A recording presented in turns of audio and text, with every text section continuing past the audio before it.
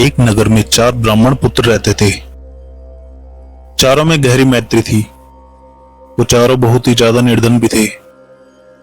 अपनी निर्धनता को दूर करने के लिए वो चारों चिंतित थे। उन्होंने ये अनुभव कर लिया था कि अपने बंधु बांधवों में निर्धन जीवन व्यतीत करने की अपेक्षा जंगल में रहकर जीवन व्यतीत करना है। निर्धन को सब अनादर की दृष्टि से देखते हैं। रिश्तेदार भी उससे किनारा कर लेते हैं। अपने ही सगे संबंधी पुत्र पौत्र भी उससे मुंह मोड़ लेते हैं। मनुष्य लोक में धन के बिना न यश संभव है न सुख संभव है। धन हो तो कायर भी वीर कहलाता है, रूप भी स्वरूप कहलाता है और मूर्ख भी पंडित। यह सब चिंतन करने के बाद उन्होंने दूसरे देश में जाकर धन अर्जित करने का निश्चय किया। अपने रिश्तेदारों को छोड़ा, अपनी जन्मभूमि से विदा ली और विदेश यात्रा के लिए निकल पड़े। चलते चलते वो एक नदी के तट पर पहुंचे। वहां उस नदी के शीतल जल में उन्होंने स्नान किया और भगवान को मन में स्मरण करने के बाद वहां से आगे निकल पड़े। जंगल के मोहक रास्ते में आगे बढ़ते हुए उन्हें एक जगह पर एक जटाजूटधारी साधु दिखे। उन चारों ने उन साधु को प्रणाम किया तथा वो साधु के सामने बैठ गए। साधु ने उन चारों से उनके आने का प्रयोजन पूछा तो उनमें से एक ने बताया, हे महाराज, हम चारों अत्यंत निर्धन हैं और दूसरे नगर में धन अर्जित करने के उद्देश्य से निकले हैं। अब तो हम या तो धन अर्जित करके ही लौटेंगे या फिर मृत्यु का स्वागत करेंगे। इस तरह निर्धन जीवन जीने से अच्छा मृत्यु को प्राप्त होना है। साधु ने उनकी परीक्षा लेने के उद्देश्य से उनसे कहा, किंतु धनवान बनाना तो दैव के अधीन है। अगर तुम्हारे भाग्य में दैव ने धन लिखा ही नहीं होगा तो कहां से तुम्हें धन मिलेगा। यह सत्य है कि भाग्य ही मनुष्य को धनी बनाता है, किंतु अगर किसी व्यक्ति का साहस हो तो वह अवसर का लाभ उठाकर अपने भाग्य को भी बदल देता है। पुरुष का पौरुष ही कभी कभी दैव से अधिक बलवान हो जाता है। इसीलिए आप भाग्य का नाम लेकर हमारे उत्साह को कम नहीं कर सकते। हमने अब धन अर्जित करके वापस लौटने का प्रण पूरा करके ही लौटने का निश्चय किया है। आपके पास अनेक सिद्धियां हैं, कृपया करके आप हमारा पथ प्रदर्शन करें। साधु को उन चारों की दृढ़ता को देखकर अत्यंत प्रसन्नता हुई। प्रसन्न होकर उन्होंने उन चारों को एक रास्ता बताते हुए कहा, तुम चारों ये दीपक लेकर हिमालय की तरफ जाओ। वहां जाते समय जहां पर भी तुम्हारे हाथ से ये दीपक नीचे गिरे तो तुम लोग वहां उस स्थान को खोद कर देखना, वहीं तुम्हें धन मिलेगा। उस धन को लेकर तुम अपने घर वापस चले जाना। चारों युवक उन दीपकों को लेकर चल पड़े। कुछ दूर जाने पर उनमें से एक के हाथ से दीपक गिर जाता है। वह उस भूमि को खोदता है तो उस भूमि में उसे तांबा मिलता है। तो वो युवक बाकी तीनों से कहता है,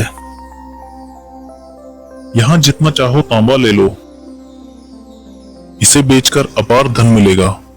अन्य युवक उससे कहते हैं, तुम बहुत मूर्ख हो। भला तांबे से कभी दरिद्रता दूर हुई है? हम आगे जा रहे हैं, हमारे साथ चलो, क्या पता आगे इससे भी अधिक मूल्यवान वस्तु मिले। तुम लोग जाओ, मैं यही रहूंगा। और यह कहकर उसने अपनी इच्छा से तांबा उठाया और घर की तरफ चल पड़ा। शेष तीनों आगे बढ़ गए। थोड़ा और आगे जाने पर दूसरे व्यक्ति के हाथ से दीपक गिरा। उसने जैसे ही वहां खोदा, उसे वहां से चांदी मिली। उसने प्रसन्न होकर बाकी दोनों से कहा, जितनी इच्छा हो यहां से चांदी लेकर घर जा सकते हो, आगे मत जाओ। बाकी बचे हुए दोनों मित्रों ने उससे कहा, पीछे तांबा मिला था, यहां चांदी, तो आगे अवश्य सोना या कोई रत्न होगा। हम आगे ही बढ़ेंगे। और इसी प्रकार बाकी दोनों आगे बढ़ गए और दूसरा वाला व्यक्ति चांदी उठाकर अपने घर की तरफ चल पड़ा। ऐसा करते हुए बाकी बचे हुए दोनों युवक आगे बढ़ जाते हैं। थोड़ा सा और आगे जाने पर उन दोनों में से एक के हाथ से दीपक गिर जाता है। अब जब वो उस जगह पर खोद कर देखता है, वहां उसे एक संदूक मिलता है जो कि सोने से भरा हुआ होता है। तो वह बचे हुए साथी से कहता है कि तुम भी इसमें यथा इच्छा सोना ले सकते हो, इससे हमारी दरिद्रता समाप्त हो जाएगी। सोने से अच्छी क्या चीज होगी, चलो मेरे साथ घर की तरफ चलो। अरे मूर्ख, पहले तांबा मिलता है, फिर चांदी और अब सोना। अवश्य ही आगे बेशकीमती रत्न होंगे। मैं तो आगे जा रहा हूँ, तुम भी मेरे साथ साथ चलो। हम उन रत्नों से कभी न समाप्त होने वाला धन कमाएंगे। किंतु वह न माना और उसने अपने चौथे साथी से कहा, मैं तो सोना लेकर ही आगे जाऊंगा, तुझे आगे जाना है तो तू जा, मैं घर की तरफ जा रहा हूं। और यह कहकर वह घर की तरफ चल पड़ता है और आखिरी बचा हुआ साथी आगे चला जाता है। अब वह चौथा युवक जैसे जैसे आगे बढ़ता है, रास्ता बड़ा विकट हो जाता है। उसके पैरों में कांटे चुभने लग जाते हैं और बर्फीली हवाओं को काट कर वो आगे बढ़ने लगता है। बहुत दूर जाने पर उसे एक मनुष्य मिलता है। उस मनुष्य के मस्तक पर एक रत्न लगा होता है तथा उस रत्न की वजह से उसके मस्तक से खून आ रहा होता है। वह चौथा युवक जो रत्नों के लालच में आगे बढ़ रहा होता है, उस मनुष्य से पूछता है, तुम कौन हो और ये तुम्हारे मस्तक पर मणि क्यों लगा हुआ है? और जब तुम्हें इतना कष्ट हो रहा है तो फिर तुम इसे निकाल के फेंक क्यों नहीं देते?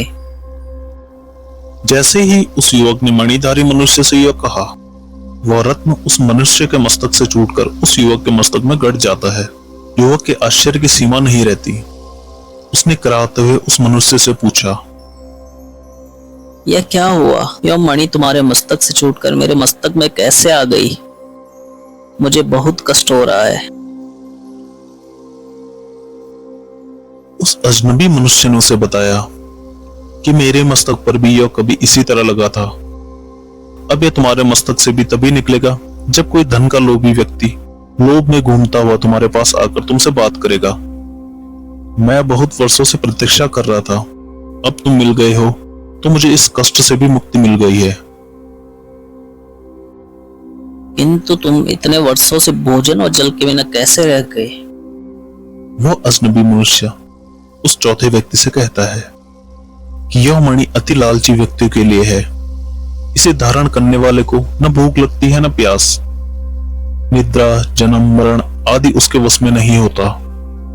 केवल सदियों तक मणि का कष्ट भोगना ही उसका भाग्य होता है। और यह कहकर वह चला जाता है और वह ब्राह्मण युवक अपने किए पर बहुत पछताने लग जाता है और अपनी लालच की प्रवृत्ति को कोसने लग जाता है।